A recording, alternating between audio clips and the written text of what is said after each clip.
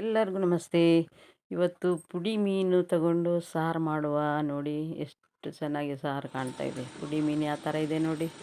ಇದು ಬಲೆ ಮೀನು, ಸೈಕ್ಲೋನ್ ಇರೋದ್ರಿಂದ ಬಲೆಯಲ್ಲಿ ಈ ಥರ ಮೀನು ಬಂದಿದೆ. ಇದು ಫ್ರೆಶ್ ಆಗಿರೋಂಥ ಮೀನಾಗಿರೋದ್ರಿಂದ ಸಾರು ಚೆನ್ನಾಗಿ ಬರ್ತದೆ. ನೋಡಲಿಕ್ಕೆ ಪುಡಿ ಮೀನಾದರೆ ಸಾರು ಮಾಡಿದರೆ ಚೆನ್ನಾಗಿ ಬರ್ತದೆ. ನಾನು ನಂತರ ಸಾರು ಮಾಡ್ತಾಯಿದ್ದೇನೆ ನೋಡಿ. ನೀವು ಹೀಗೆ ಕೂಡ ಮಾಡ್ಕೊಂಡು ನೋಡಿ, ಆಮೇಲೆ ಟೇಸ್ಟ್ ನೋಡಿ ಹೇಳಿ.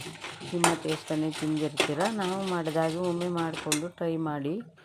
ನಾನು ಬ್ಯಾಡಗಿ ಮೆಣಸನ್ನು 2 ಹುರಿದು ಬಿಟ್ಟು, ಒಂದು ಕಡೆ ಕಾಯಿನ ತುರಿದ್ಬಿಟ್ಟು ಇವತ್ತು ಗ್ರೈಂಡರಲ್ಲೇ ಹಾಕಿದ್ದೇನೆ. ಒಂದು 2 ಚಮಚ ಆಗುವಷ್ಟು ಕೊತ್ತಂಬರಿ ಬೀಜವನ್ನು ಹುರಿದುಬಿಟ್ಟು ಅದಕ್ಕೆ ಹಾಕ್ಕೊಳ್ತೇನೆ. ಗ್ರೈಂಡರಲ್ಲಿ ರುಬ್ಬಿದರೆ ಇಂಥ ಮೀನುಗಳಿಗೆ ಸಾರು ಮಾತ್ರ ಚೆನ್ನಾಗಿ ಬರ್ತದೆ. ಸಾರು ಟೇಸ್ಟು ಸಖತ್ತಾಗಿರ್ತದೆ ಮಾತ್ರ. ಮಿಕ್ಸಿಯಲ್ಲೆಲ್ಲ ರುಬ್ಬಿದರೆ ಮೀನು ಸಾರು ಅಷ್ಟು ಚೆನ್ನಾಗಿ ಬರೋದಿಲ್ಲ. 2ರಿಂದ 2.5 ಚಮಚ ಆಗುವಷ್ಟು ಕಾಳು ಮೆಣಸನ್ನು ಹಾಕಿಬಿಟ್ಟು, ನಾನು ಇಲ್ಲಿ ಯಾವುದೇ ಉಂಡೆ ಮೆಣಸಾಗಲಿ ಗುಂಟೂರು ಮೆಣಸಾಗಲಿ ಹಾಕೋದಿಲ್ಲ ಖಾರಕ್ಕೆ. ಕಾಳು ಮೆಣಸಲ್ಲಿ ಜಾಸ್ತಿ ಉಪಯೋಗಿಸ್ಬಿಟ್ಟು ಸಾರು ಮಾಡ್ತೇನೆ. ಒಂದು ಅರ್ಧ ಚಮಚ ಆಗುವಷ್ಟು ಜೀರಿಗೆಯನ್ನು ಹಾಕ್ಕೊಂಡಿದ್ದೇನೆ. ಜೀರಿಗೆಯನ್ನು ನಾನು ಹುರಿಲಿಕ್ಕೆ ಹೋಗೋದಿಲ್ಲ, ಹಾಗೆ ಹಾಕ್ಕೊಳ್ತೇನೆ ನೋಡಿ. ಎಲ್ಲನೂ ಸೇರಿ ಗ್ರೈಂಡರ್ಗೆ ಹಾಕಿಬಿಟ್ಟು ರುಬ್ಬೋಣ. ಗ್ರೈಂಡರಲ್ಲಿ 1 ಗಂಟೆ ತನಕ ರುಬ್ಬಿದರೆ ಸಾರು ಚೆನ್ನಾಗಿ ಬರ್ತದೆ, ಟೇಸ್ಟ್ ಆಗಿರ್ತದೆ. ನೈಸಾಗಿ ರುಬ್ಬಿದರೆ ಒಂದು 10 ಕಾಳಾಗುವಷ್ಟು ಮೆಂತ್ಯ ಕಾಳನ್ನು ಹಾಕಬೇಕು. ಜಾಸ್ತಿ ಹಾಕಬಾರ್ದು, ಕಹಿ ಆಗ್ತದೆ. ಇದು ಕರಟಿ ಕೂಡ ಹೋಗಬಾರ್ದು, ಆವಾಗಲೂ ಕಹಿ ಬರ್ತದೆ.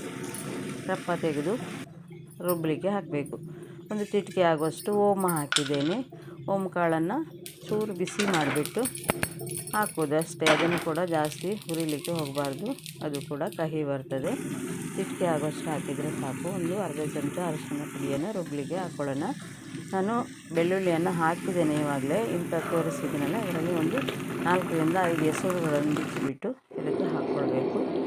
ಒಂದು ಅರ್ಧ ಲಿಂಬೆಹಣ್ಣಿನ ಗಾತ್ರದ ಹುಣಸೆ ಹುಳಿಯನ್ನು ನೆನೆಸಿಬಿಟ್ಟು ಹಾಕ್ಕೊಂಡು ಚೆನ್ನಾಗಿ ರುಬ್ಕೊಳ್ಳೋಣ. ಸಾರು ಯಾವ ಥರ ರೆಡಿ ಆಗ್ತದೆ ಅಂತ ನೋಡಿ ಮಾಡಿಕೊಂಡು. ಇಷ್ಟು ಸಣ್ಣ, ಇನ್ನೂ ಕೂಡ ಸ್ವಲ್ಪ ಸಣ್ಣಗಾದರೆ ಚೆನ್ನಾಗಿರ್ತದೆ ನೋಡಿ. ಇಷ್ಟು ಚೆನ್ನಾಗಾಗಿದೆ. ಇಷ್ಟು ಸಣ್ಣ ರುಬ್ಬಿದರೆ ಮೀನು ಸಾರು ಸಖತ್ತಾಗಿ ಬರ್ತದೆ. ಈರುಳ್ಳಿ ಕೂಡ ಚಿಕ್ಕದಾಗಿ ಹಚ್ಚಿ ಹಾಕ್ಕೊಳ್ಬೇಕು ಮೀನು ಸಾರಿಗೆ, ದೊಡ್ಡದಾಗಿ ಹಚ್ಚಬಾರ್ದು. ಮೀನು ಸಾರು ಮಾಡುವಾಗ ನಾನು ಯಾವುದೇ ಎಣ್ಣೆಯನ್ನು ಬಳಸೋದಿಲ್ಲ. ಆರೋಗ್ಯಕ್ಕೆ ಎಣ್ಣೆ ಕಡಿಮೆ ಆದವಾಗ ಹೆಲ್ತಿಗೆ ಒಳ್ಳೆಯದಾಗ್ತದೆ. ಮೀನು ಸಾರು ಮಾಡೋದೇ ಕಡಿಮೆ ನಾನು ಮಾತ್ರ. ಮೀನು ಸಾರಿಗೆ ಎಣ್ಣೆ ಬೇಕಾಗಿಲ್ಲ. ಈ ಥರ ಮಾಡಿಕೊಂಡ್ರೆ ಸಖತ್ತಾಗಿರ್ತದೆ ನೋಡಿ. ನೀವು ಒಮ್ಮೆ ಮಾಡಿಕೊಂಡು ನೋಡಿ. ಕೆಲವರು ಎಣ್ಣೆಯಲ್ಲಿ ಒಗ್ಗರಣೆ ಎಲ್ಲ ಮಾಡ್ತಾರೆ, ನಾನು ಎಣ್ಣೆಯೆಲ್ಲ ಹಾಕೋದಿಲ್ಲ. ನೈಸಾಗಿ ರುಬ್ಬಿದ ಮಸಾಲೆಯನ್ನು ಬಿಸಲೆ ಅಳಗಿ ಅಂತ ಹೇಳ್ತೇವೆ ನಾವು ಕುಂದಾಪುರ ಭಾಷೆಯಲ್ಲಿ, ನಮ್ಮ ಮಣ್ಣಿನ ಅಳಗಿ ಅಂತ ಹೇಳ್ತೇವೆ. ಈ ಪಾತ್ರೆಗೆ, ಮಣ್ಣಿನ ಪಾತ್ರೆಯಲ್ಲಿ ಮಾಡಿಕೊಂಡ್ರೆ ಮೀನು ಸಾರು ಯಾವಾಗಲೂ ಚೆನ್ನಾಗಿ ಬರ್ತದೆ. ಅದರ ಸ್ಮೆಲ್ಲು ಕೂಡ ಅಷ್ಟು ಸಖತ್ತಾಗಿ ಬರ್ತದೆ. ಅಲ್ಯೂಮಿನಿಯಂ ಪಾತ್ರೆಗಳಲ್ಲೆಲ್ಲ ಅಷ್ಟು ಚೆನ್ನಾಗಿ ಬರೋದಿಲ್ಲ. ಚೂರು ಮಾಡುವಾಗ ನಾವು ಬೇರೆ ಪಾತ್ರೆಗಳನ್ನೇ ಉಪಯೋಗಿಸ್ತೇನೆ. ನಾನು ಮೀನು ಸಾರು ಮಾಡೋದೇ ಕಡಿಮೆ, ಅದರಿಂದ ಇವತ್ತು ಮಣ್ಣಿನ ಪಾತ್ರೆಯಲ್ಲಿ ಹಾಕ್ಕೊಂಡಿದ್ದೇನೆ. ಹಾಕಿಬಿಟ್ಟು ನಾವು ಈರುಳ್ಳಿ ಮತ್ತು ಮಸಾಲೆನ ಫಸ್ಟಿಗೆ ಕುದಿಸ್ಕೊಳ್ಬೇಕು. ಈ ಥರ ಕುದಿಸ್ಕೊಂಡಾಗ ಮಾತ್ರ ಅದು ಟೇಸ್ಟ್ ಚೆನ್ನಾಗಿ ಬರ್ತದೆ. ಮೀನನ್ನು ಫಸ್ಟಿಗೆ ಹಾಕ್ಕೊಳ್ಬಾರ್ದು. ಇಂಥ ಪುಡಿ ಮೀನುಗಳನ್ನು ಫಸ್ಟಿಗೆ ಹಾಕಬಾರ್ದು, ಮೀನು ಪುಡಿಯಾಗಿ ಹೋಗ್ತದೆ.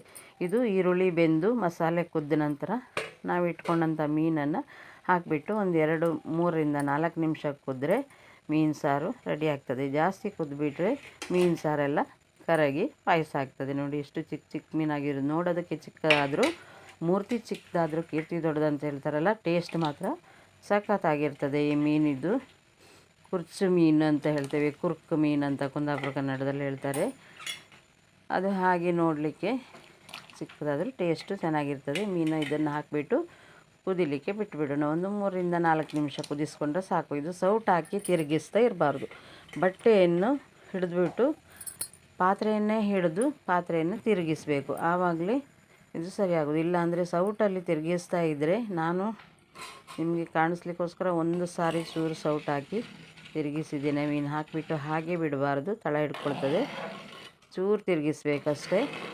ಇಲ್ಲಾಂದರೆ ಬಟ್ಟೆಯನ್ನು ಹಿಡಿದುಬಿಟ್ಟು ಪಾತ್ರೆಯನ್ನು ತಿರುಗಿಸ್ಬೇಕು, ಆವಾಗ ಅದು ಚೆನ್ನಾಗಿ ಕುದೀತಾ ಇರ್ತದೆ ನೋಡಿ. ಒಂದು 3ರಿಂದ 4 ನಿಮಿಷಕ್ಕೆ ಹೋದರೆ ಸಾಕಾಗ್ತದೆ ನೋಡಿ. ಸಾರು ರೆಡಿಯಾಗಿದೆ.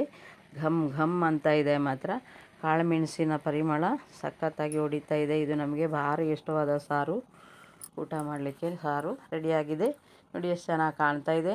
ನೀವು ಕೂಡ ಒಮ್ಮೆ ಈ ರೀತಿ ನನ್ನ ಥರ ಮಾಡ್ಕೊಂಡು ನೋಡಿ ಸ್ನೇಹಿತರೆ. ಎಲ್ಲರೂ ನೋಡಿ ಮಾಡ್ಕೊಂಡು ನೋಡ್ಕೊಂಡು ಹೇಳಿ. ಎಲ್ಲರೂ ನನ್ನ ಚಾನಲ್ಗೆ ಸಬ್ಸ್ಕ್ರೈಬ್ ಮಾಡಿ, ಶೇರ್ ಮಾಡಿ, ಸಪೋರ್ಟ್ ಮಾಡಿ ಸ್ನೇಹಿತರೆ. ಆವಾಗ ನಾನು ವೀಡಿಯೋ ಹಾಕಲಿಕ್ಕೆ ಪ್ರಯತ್ನ ಪಡ್ತೇನೆ. ಇಲ್ಲಿ ನೆಟ್ವರ್ಕ್ ಇಲ್ಲದೇ ಇರೋದ್ರಿಂದ ವೀಡಿಯೋ ಹಾಕಲಿಕ್ಕೆ ಸ್ವಲ್ಪ ಪ್ರಾಬ್ಲಮ್ ಆಗ್ತದೆ ನನಗೆ. ನಾನು 1 ಕಿಲೋಮೀಟ್ರ್ ದೂರ ಎಲ್ಲ ಹೋಗಬೇಕಾಗ್ತದೆ. ಇಲ್ಲಾಂದರೆ ಯಾರಾದರೂ ವೈಫೈ ಇರೋ ಕಡೆ ಹೋಗಬೇಕಾಗ್ತದೆ. ಹಾಗೆ ಸ್ವಲ್ಪ ಒಂದೊಂದು ಸಾರಿ ಡಿಲೇ ಆಗ್ತದೆ ಸ್ನೇಹಿತರೆ. ಹಾಕ್ತೇನೆ ಆದರೂ. ನಮಸ್ಕಾರ ಎಲ್ರಿಗೂ.